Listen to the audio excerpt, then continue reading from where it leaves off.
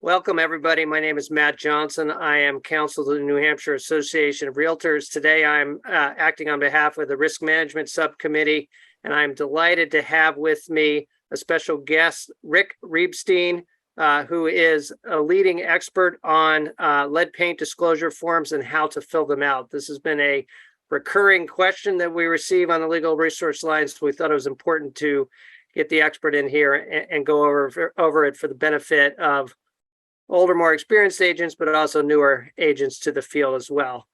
Mr. Reibstein, I'm delighted to have you here. Can you just give the audience a little background of your background with lead paint disclosures? Well, first, I want to thank NHAR for inviting me and commend you for caring about getting this issue right, because it's a lot more important than a lot of people tend to think.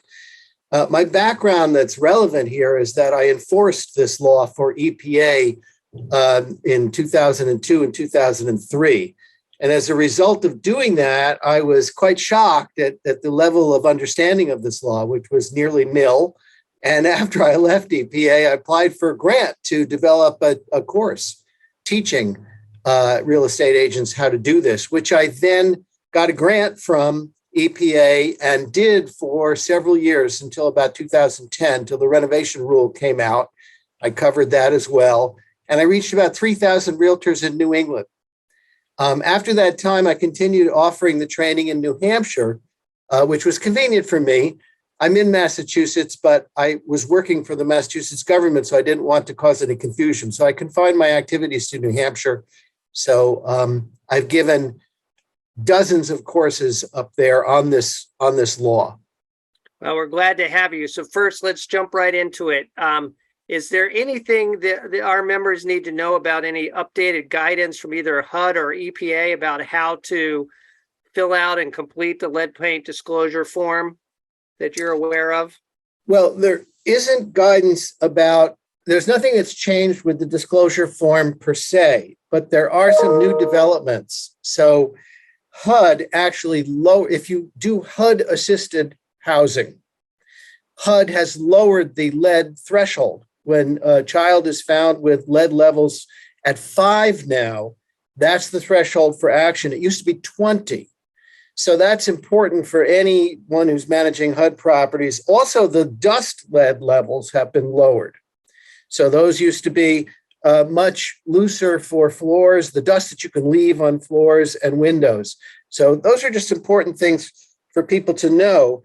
And if you are a property management company, there was a frequently answered question. There were 2 frequently answered questions that EPA withdrew.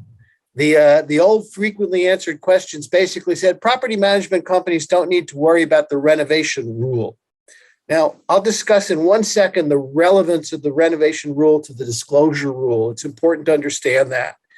But property management companies do now have to pay attention to the renovation rule if they perform or offer to perform renovation activities. So it is important to understand the renovation rule.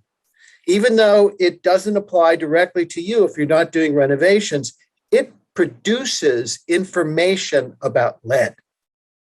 So in order to get out of doing all the strict things that you have to do when you're doing lead-safe renovation, you do testing. And testing is the classic thing that must be handed over, information pertaining to lead. And so the renovations are generating information that must be included on the disclosure form. And I'm not impressed from what I've seen that many people know this. Now, that's a great point. People really wonder or question whether there is any data that could be transferred. And that's a great point, that if there's been any renovation, or alternatively, if there's been testing, that's exactly the type of information that needs to be turned over. But so this is a perfect segue into my next question was the trick, or the place where agents fall down in New Hampshire, I see, is they get confused about what the purchaser needs to sign if the seller says we have no documents regarding lead. Yet, what box does a purchaser then need to fill out? So that's a great segue, because that is totally relevant to what we were just talking about. So as we will learn as we go further in this discussion, the agent for the seller or the lessor has a responsibility to ensure that their client knows what this law requires, which is to disclose any information about the lead that they know. So if you had a renovation firm come in and do a project, they are required by law to give you a report on that project. That will almost certainly have some information about lead.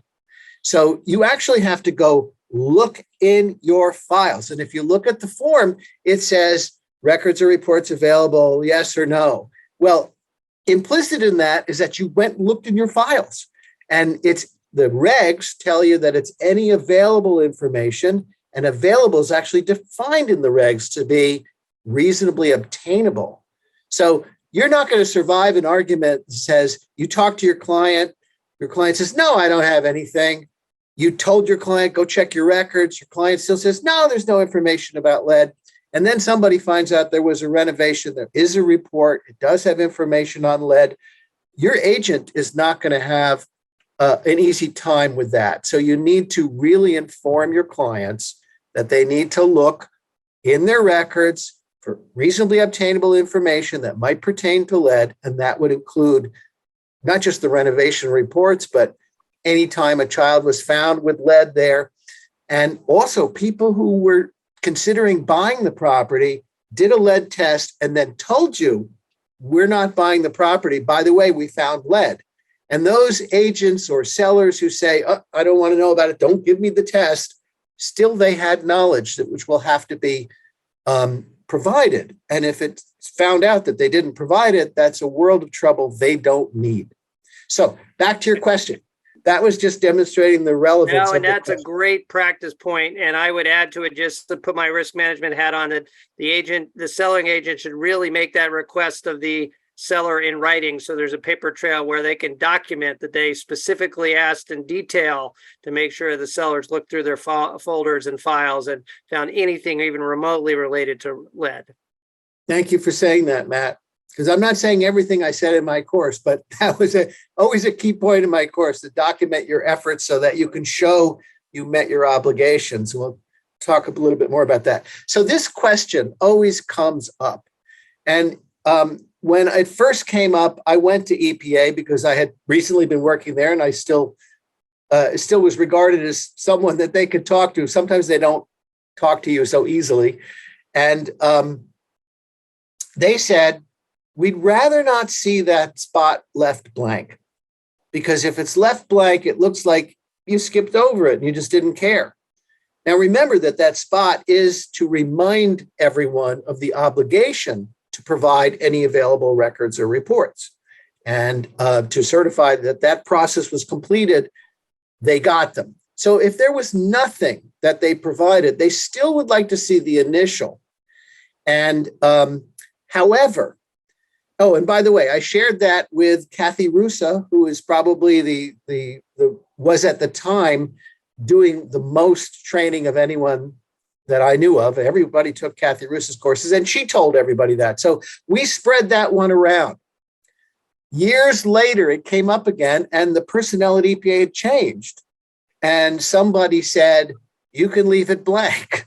So when I heard about that, I got in touch with my former colleagues at EPA and said, this is not what we've been telling everyone.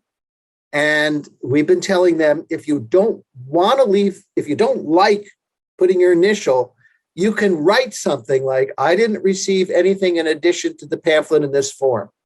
Just put whatever you want. Just add it right on the form. If you're not comfortable with putting your initials because you didn't get anything. So I try to explain to people the point doesn't matter, put your initial in, but if it does matter to you, write something. EPA has since clarified that blank is okay too. So I don't have the impression that this is something that EPA cares a great deal about, but I think that there's a good legal principle here, which is you don't leave things blank. It looks like you didn't care. So put something there. And you could put NA, not applicable. That's the best background explanation that I've heard to date for why EPA wanted it the way they do. And I would agree. I think it invites trouble to leave it blank or invite someone to audit it and have questions. And why do that? Fill it out. So that's great advice. Next up on the list of things that I see periodically is I see people struggle sometime with what agent acknowledgement underneath the purchaser acknowledgement. What agent acknowledgement is that? Does the buyer's agent have to sign that also, or is it just the seller's agent? So I strongly encourage people to read the rules. They're only like 5 pages long. I used to hand them out in my courses. And in the rules, there's a definition of agent. And it says an agent is someone who is getting their compensation from the seller, either fully or partially. So someone who's getting their compensation entirely from the buyer is not covered by this law. We'll talk about that and again, whether they sign anything, but they certainly do not sign line F, which is the agent acknowledgement. And as we mentioned before, the agent has a duty to ensure that the seller fully understands their responsibility to disclose any available information pertinent to lead. And that duty is underlined in the enforcement section. If you read the regs, you will see a little part that says, and you know what, why don't I just read it out loud, because I actually have the regs right here ready for this. And it says that the agent shall ensure, the section is 745.115 of part CFR. Never mind, I'm not going to give you the citation, but agent responsibilities. Each agent shall ensure compliance with all requirements of this subpart. To ensure compliance, the agent shall inform the seller or lessor of their obligations. And it says his, her obligations. People always ask me, whose is that? Well, that's the seller's obligations to disclose. Ensure that the seller or lessor has performed all the activities under this requirement, which is providing the information, providing the form, providing the pamphlet, or personally ensure compliance with the requirements. And that means that if you're an agent and you know your client isn't telling what they should hear, that you need to. So it's rather strong. And then it says, if the agent has complied with the first part of this section, the agent shall not be liable for the failure to disclose to purchaser or lessee the presence of lead-based paint or hazards known by a seller or lessor, but not disclosed to the agent. Now, in my courses, I used to read that twice and say, what do you think that means? And what it means, to unwind it for you, is that if you don't do your duty and inform the seller, your client, of all their obligations to disclose information pertinent to lead, then you are jointly and severally liable with them, even though you didn't know they were hiding information. Now, that is a terrifying liability. And it's unjust and it feels terrible. So what was Congress's aim here? It's not EPA's doing, this is Congress. Under George H.W. Bush, too, not a Democratic, left-leaning liberal administration. So let's understand this. They were saying, we're going to impose this really terrible and perhaps in some way unjust liability on you unless you do what we're telling you. Take it seriously. Tell your seller, tell your client about their responsibilities to disclose. This is another reason why you want to document it, as Matt rightly said, because that's your escape route from this very serious liability. Below that, in the enforcement level, in the enforcement section, they say that any person knowingly violates the provisions shall be jointly and severally liable. They underline it. And in an amount 3 times the damages. So they give you treble damages. They put the agent in there with the evil client unless the agent does what they're supposed to do. That's what the agent acknowledgement is. So any agent that fails to sign that or understand what it means is putting themselves and their company in serious jeopardy. That's a great answer. Great explanation for why it's important, and great explanation that, the federal government has very strict requirements, but it's not completely one-sided. They give you a safe harbor, but you have to take the steps to qualify for the safe harbor. So make sure, everyone listening, that you fill out the form correctly so you protect yourself and your brokerage from potential joint and several liability. And I would say make sure that your seller is clear and document that you've told them that they need to search their records, and they need not to just think that if they don't have a lead test in their hands, that's all they need to worry about, that they can get out of ever having to say anything about lead by never deciding to do a lead test themselves. It doesn't work that way. If there was a child with elevated lead found in the property, that will be public record. And anyone that wants to can go look that up at the public health agency. And sometimes they can find it online. So you really should do your due diligence. And so to put this in context, the lead paint acknowledgement, the safe harbor for the lead paint is a bigger hurdle than your normal safe harbor you get from letting your seller fill out our standard seller disclosure form, which does not require an agent to investigate. Here, you can't, you got to do a little bit more. You got to be more proactive. You got to be more clear in your record keeping, that you really push your seller to uncover every stone of anything that might pertain to lead and disclosure. They need to go check their files. They need to really be sure that they didn't receive information. And an agent who is working with clients over a long period of time, say landlords or property management companies, should not wait for this to come up and tell people to be tracking any information about lead, and not avoid having information. People have this strange idea that if I don't talk about lead, that's better for me. The more you talk about lead, the more you raise people's consciousness about it, and the less likely they are to get poisoned. The more action you take to avoid lead poisoning, the less likely you're going to be found liable, that anyone will want to sue you or go after you. Right. Ultimately, the public policy is to make as few people exposed to lead as possible. And that's a laudable public policy goal. And the more this forum can help do that, and the more agents can play a role in it, the better. So my last question on the form for you is, what agents need to sign the bottom of the form? I get this question at times as well. Is it both the seller's agent and the buyer's agent, or only the seller's agent? How does that work? Well, again, the definition of agent leaves out the buyer's agent, but there are some agents who are kind of in between. So I would recommend the seller's agent and the agent who gets some compensation from the seller, to make sure that they sign it. And then buyer's agents want to show that they were looking out for their buyers.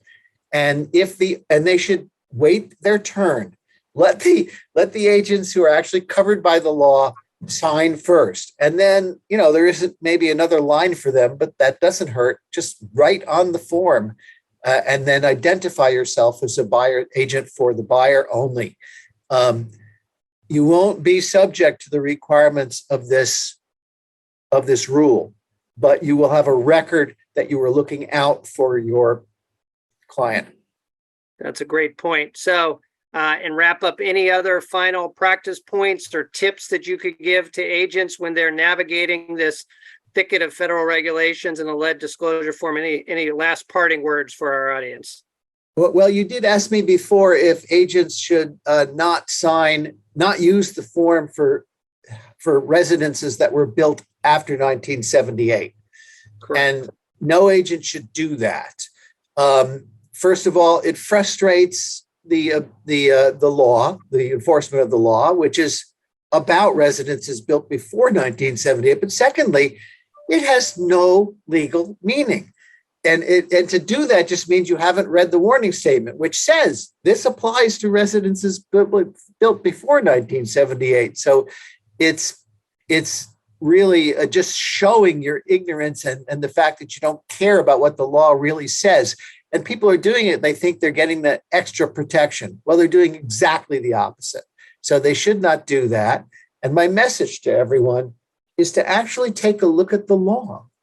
Just take a look at it yourself, and you will find that you can understand it. It's plain English. Laws are written so people can understand them. But If you go to the Federal Register site, there's a link to the Federal Register. It's going to be all the background and history, and the actual reg is at the end.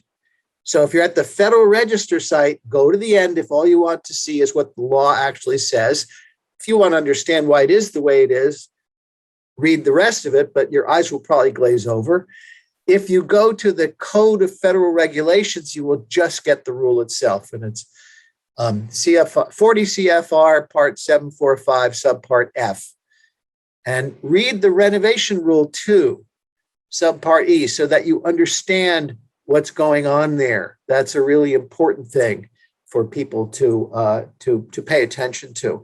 The last thing that I would say is that lead poisoning is extraordinarily serious. It's not something that we've taken care of. It persists.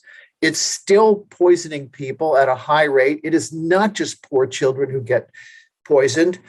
People in wealthy families have had poisoned children from renovations and work that was not done lead safe. It's something to pay attention to. And the more you pay attention to it, the more you will stay out of trouble. The idea that staying away from the issue and not mentioning it is a benefit to you is wrong. This pamphlet that you have to give out, turn to the page that has what you can actually do to protect your family. If all people did was understand about keeping their areas clean and making sure their children eat foods that are high in calcium and iron, which will block the lead uptake, boy, a lot fewer children would be poisoned. And then the next page is for do-it-yourselfers, who, as I said, may be poisoning their own family and can be from any income level. And take a look at the Renovate Right pamphlet, which the renovation people need to hand out. Don't treat this as a mere paperwork exercise. This is a life and death thing, and you have a role to play. Mr. Reibstein, thank you so much for your time. That was fantastic information. I know I can speak on behalf of myself. I understand the rule and the policy behind it much better than I did before you started talking. So on behalf of the whole realtor community, thank you for your knowledge, experience, your wisdom, and imparting it to us. Thank you very much. Thank you, Matt.